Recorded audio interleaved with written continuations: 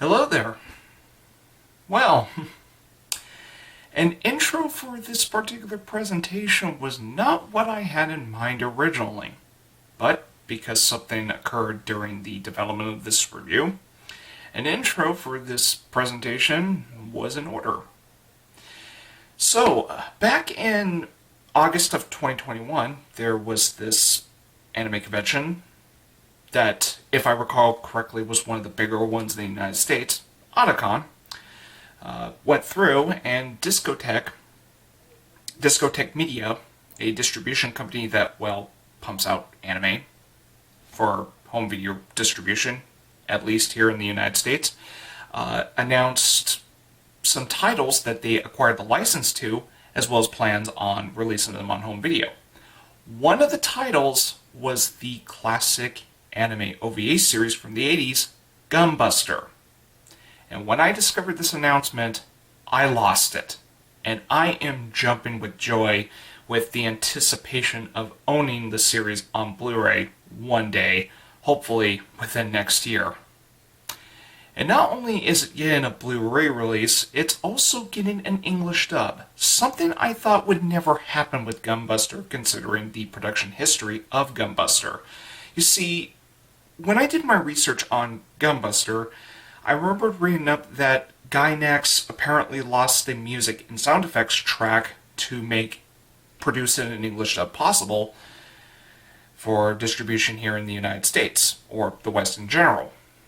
And that's why Gunbuster for many years was only able to be experienced subtitled for both the VHS releases here in the US, the 2000s DVD release, and, that was pretty much to be expected. And this Blu-ray release is coming with an English dub, which took me by surprise. And that's going to be an interesting prospect when it comes to that particular release. Now, I decided to present this review as originally planned because that's what I had set in stone. However, when that Blu-ray release comes and I do watch the English dub of Gunbuster, I will provide a special edition review of Gunbuster, where I will add my thoughts on the English dub and perhaps make some enhancements if I see fit. And before this review formally begins, I want to close off this intro greatly encouraging you to watch Gunbuster if you have not done so. I highly recommend it. I think it's worth your time. And I greatly stress this because this review will contain major spoilers. I assure you that. Now, I will put chapter timestamps where if you decide to watch the review anyway without having seen it, I'll make sure to highlight specific segments that do contain spoilers. So, hopefully you will watch this with caution if you are a newcomer to Gunbuster. But with that said, enjoy the review.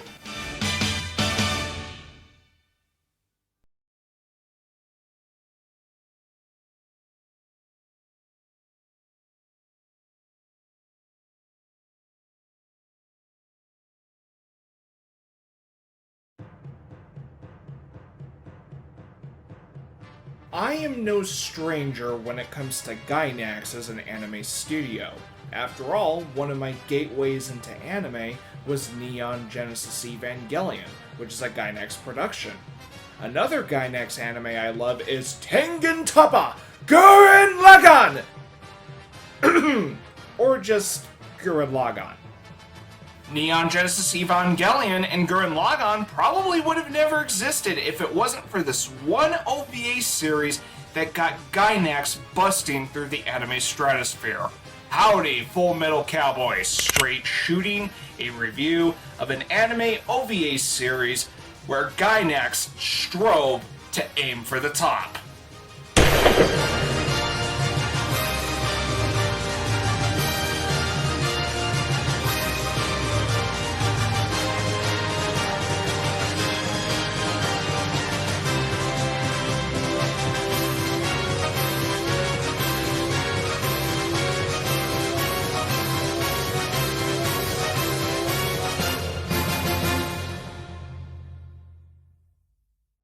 Gunbuster was released from 1988 to 1989.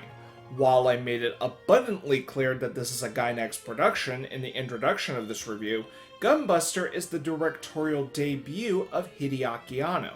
He did make a few shorts prior to Gunbuster, but those are not full-fledged productions.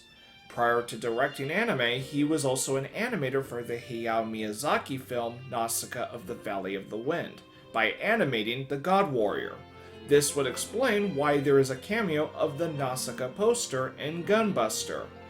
I am aware that he was a chief director for Nadia the Secret of Blue Water. As of this review's release, I have never seen Nadia the Secret of Blue Water. Of course, Hideaki Anno is best known for Neon Genesis Evangelion. This anime right here has two titles. The common title is Gunbuster. The other is Aim for the Top. For this review, I will refer to this anime as Gunbuster because of how it is widely referred to within discussions. While Gunbuster is a mecha anime, would you have ever guessed that the initial idea was to parody a sports anime by giving it a mecha spin? I am serious. Gunbuster was aiming to be a parody of a sports anime called Aim for the Ace, a very well-known and beloved sports anime to Japanese audiences. Another influence to Gunbuster was the 1986 film Top Gun.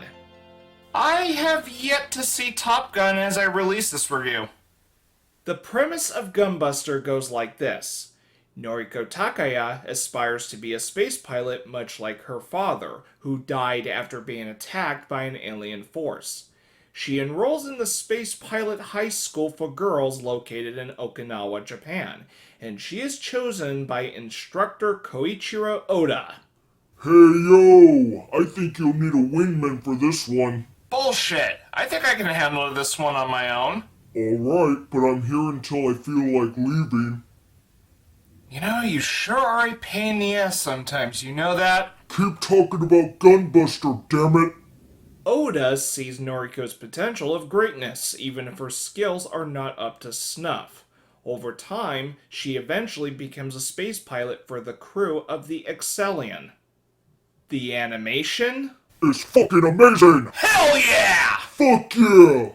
Gainax is sometimes known for their extravagant displays, especially within their productions such as FLCL, Gurren Lagann, as well as Panty and Stocking with Garter Belt.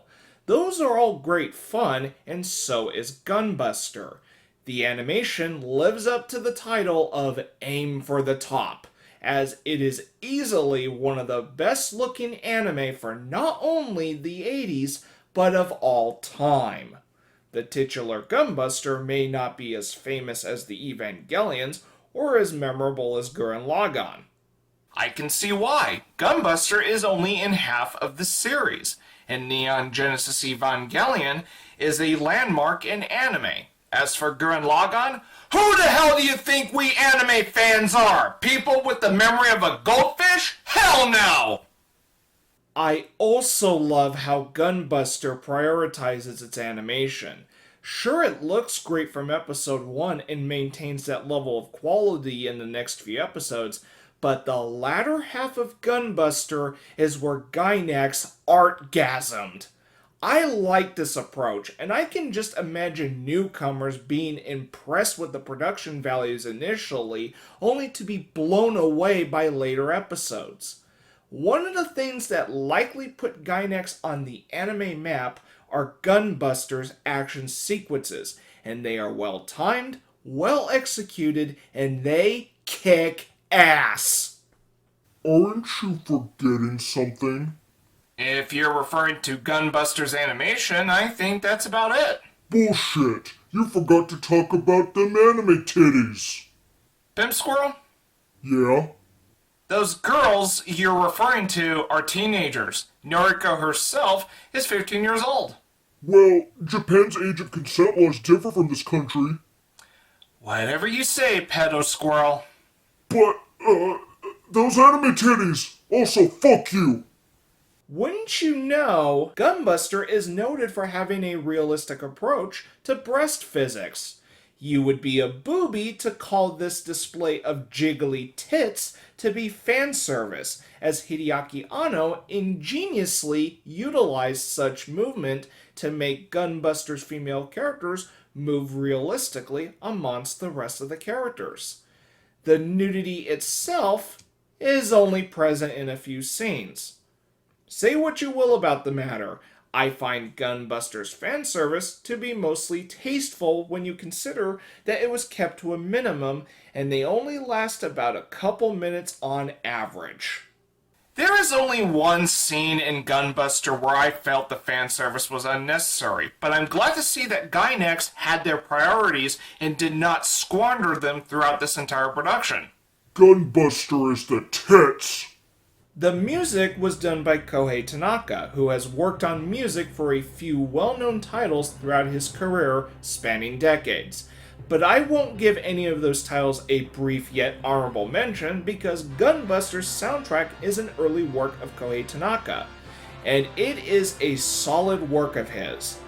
I'm a sucker for orchestral work when done right, and Gunbuster used such instrumentation effectively. The utilization of the piano is done wonderfully as well. There are two songs that were easily the strongest out of Gunbuster, as well as the most memorable. The first is Gunbuster's theme, which is awesome, and the other is Noriko's theme, which I can see why fans of this classic anime have quite the emotional resonance with Noriko's theme song. If you like 80s music, Gunbuster will hit your 80s sweet spot. The opening is no exception.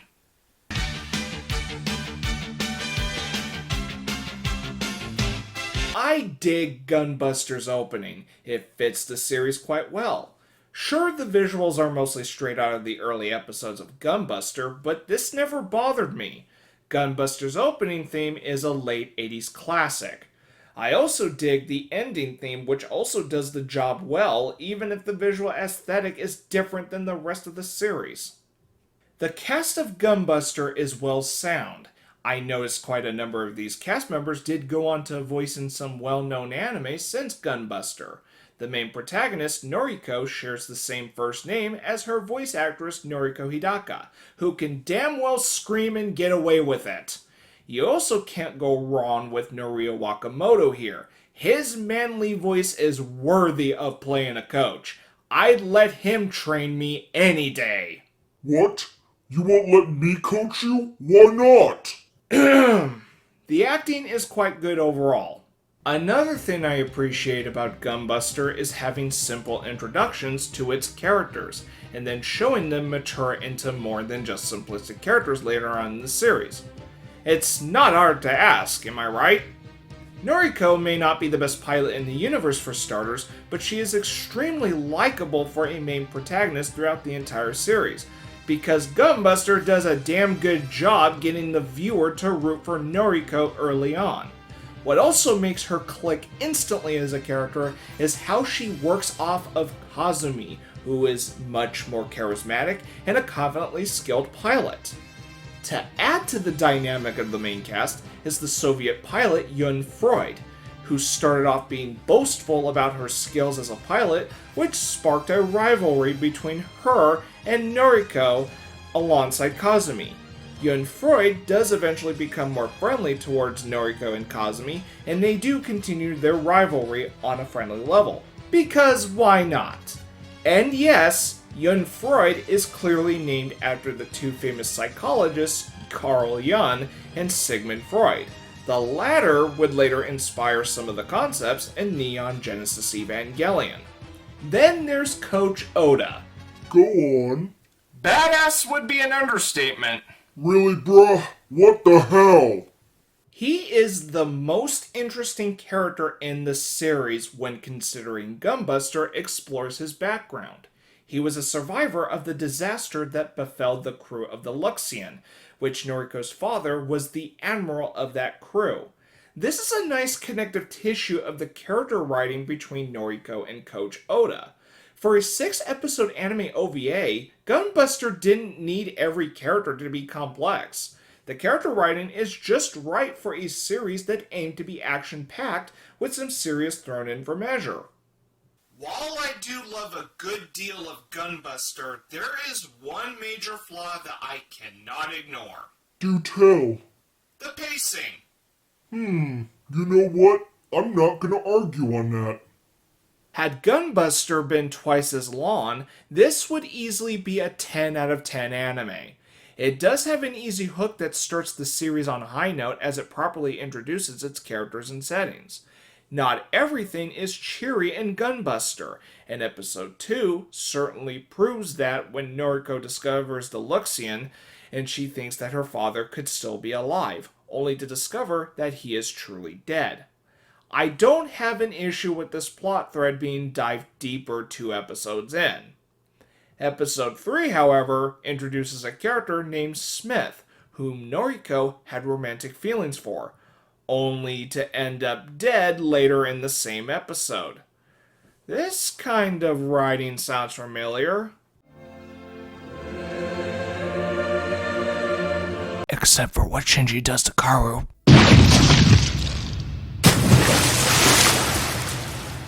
Even after 3 episodes making half of the series by this point, character progression is still quite good.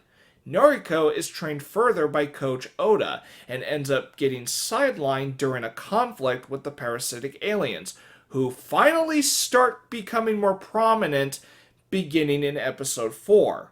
Noriko ends up having an emotional breakdown shortly after.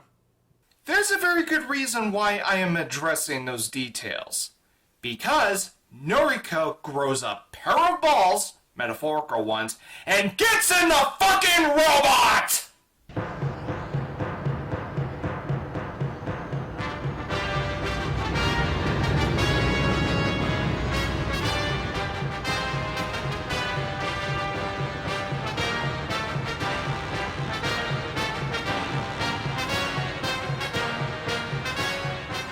This anime began to kick cosmic ass by this point, and as much as I am a fan of Neon Genesis Evangelion, I'm not afraid to say this, Noriko has bigger balls than Shinji Ikari.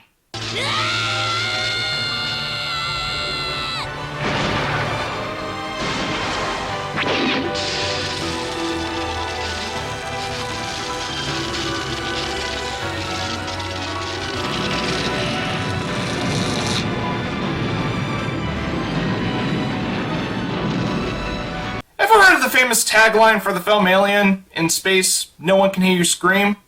Well, I'm sure Gunbuster fans are going to beg to differ when it comes to this series, because they probably would tell you that in space, you probably can hear Noriko scream. And if you thought this was awesome, Episode 5 doubles down on Gunbuster's awesomeness!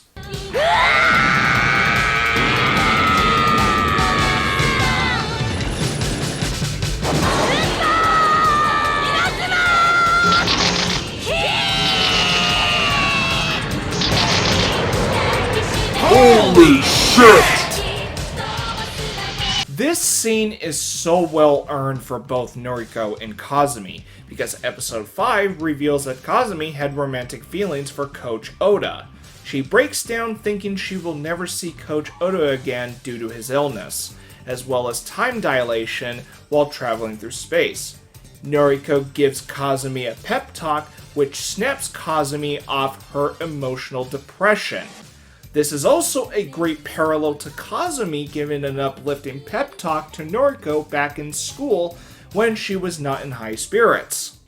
There is also the insert song Fly Again, which is just the chef's kiss of this very moment of Gunbuster. Yeah, boy. Why do I say that? Noriko Hidaka and Rei Sakuma, who voiced Noriko and Kazumi respectively, are also the singers of this insert song. Double the talent with double the awesome!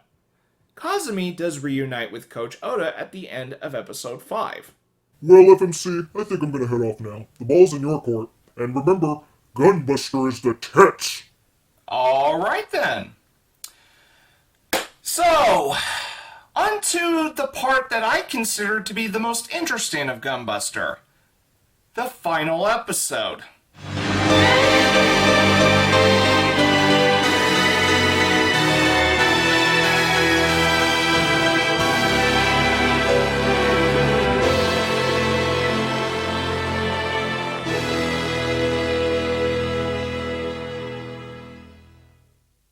unlike the previous 5 episodes, a great majority of the final episode of Gunbuster is in black and white.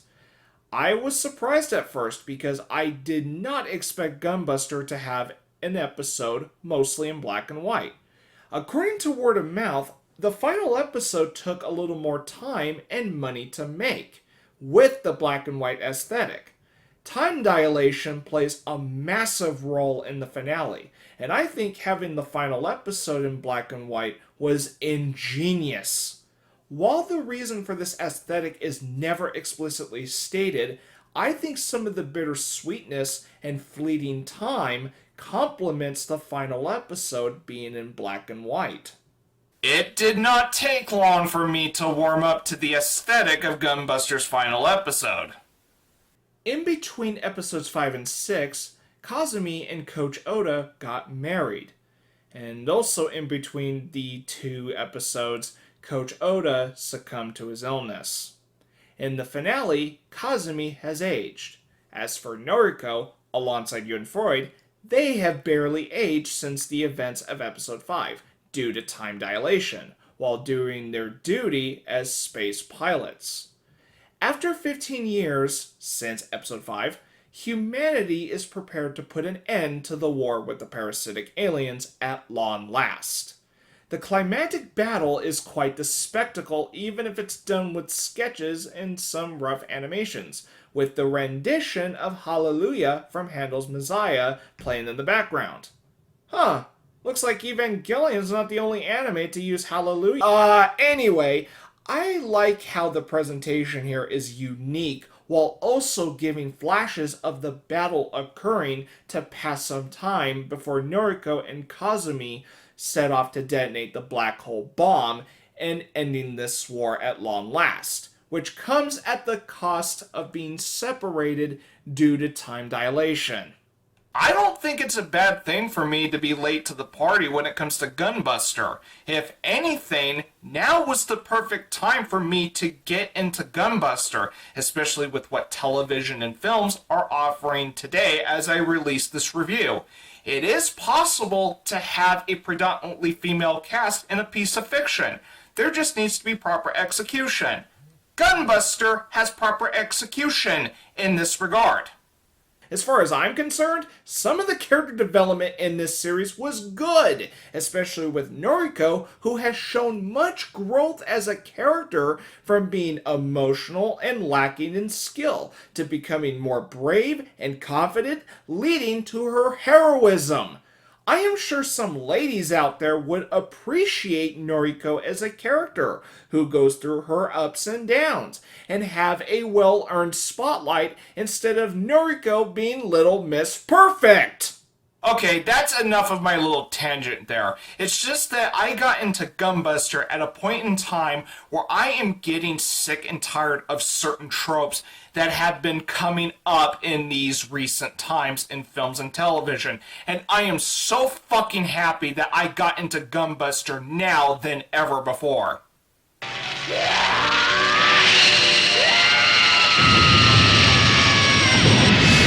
The black hole bomb is detonated, and the war is finally over. And then Noriko and Kazumi return back to Earth, and 12,000 years have passed due to their time dilation. They wonder if mankind perished after all their efforts, since they don't see many lights on Earth. But lights begin to turn on with the message, "Welcome home." As Noriko and Kazumi are about to return back home, Noriko thanks Gunbuster and says goodbye.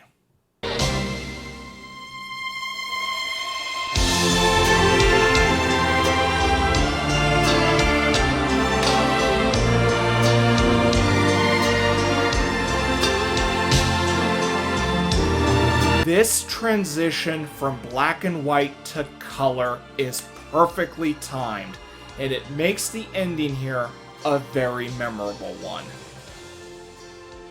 And that is Gunbuster. It is the tits! At the end of the day, Gunbuster is one of the best looking productions that Gainax has ever produced. It had really good production values to start off, but Gainax was taking it to a higher level, to another high level, to another level. Gainax was outdoing themselves in the second half of Gunbuster, and it damn well shows. Yes, the pacing is the biggest flaw of the series, and I do think it could have been twice as long to flesh out some plot details better. But in this case, the pros of Gunbuster outweigh the cons exponentially. Even with the pacing as is, Gunbuster is a bona fide classic anime for great animation, good music, and some worthy character development down the line. It also has a good balance of taking itself seriously and being fun. This may be a late 80s anime, but I strongly recommend it if you are looking for a classic anime to watch. You can't go wrong with Gunbuster, especially if you like other Gainax anime such as Neon Genesis Evangelion or Gurren Lagann, as they are also mecha anime that share some common ground with Gunbuster. Seeing as I am a fan of both those anime, it did not take long for Gunbuster to lure me in and have me suck at its tits. As I am just about to close this review, I probably should give a mention to the film version of Gunbuster. More specifically, Gunbuster vs. Diebuster, Aim for the Top, the Gatai movie, which is a compilation of Gunbuster and its sequel, Diebuster. Why the verses in the title? I don't know, but I am in favor of Gunbuster, that's for sure. As for the existence of the compilation film itself, I don't understand the necessity for a compilation film of Gunbuster when it was great enough as a 6-episode OVA series. I'm sure pacing issues will be even greater on the Gunbuster side of this compilation film. I will review Gunbuster vs. Diebuster eventually for completion's sake, but expect that review to be short because of this review plus my review of Diebuster once I release it. Since I am almost done here reviewing Gunbuster, I'm sure there could be the question asked here, when will I review Diebuster? My answer is, eventually. It's just that I have some anime on my plate to review at the moment. And seeing as how Gunbuster to this very day gets a lot of attention when compared to its sequel series, I don't think it would hurt to wait until my review of Diebuster at the time that I'm releasing this review. Even though Gunbuster was a success, its spotlight within Gainax would be overshadowed by the beast known as Evangelion. As far as I'm concerned, Hideaki Anno made a terrific first impression with Gunbuster.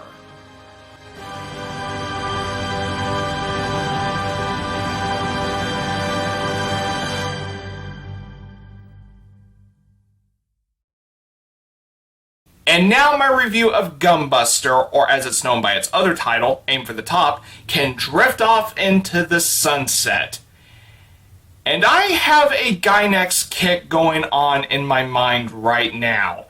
And I know just the anime I would like to review next. Seeing as how I am a big fan of Neon Genesis Evangelion, as well as having a blast with Gunbuster, and both are directed by Hideaki Anno, I figured the next choice of anime to review would be a simple one, because this anime was directed by Hideaki Anno, and Gainax was also involved in it. And this anime has quite some significance when Neon Genesis Evangelion is discussed. And yes, I am referring to Nadia, the Secret of Blue Water. I am very curious to see how that one plays out, even though I've heard some things about it. But until then, I'll be reloading for my next review, so until then, I'll see you later.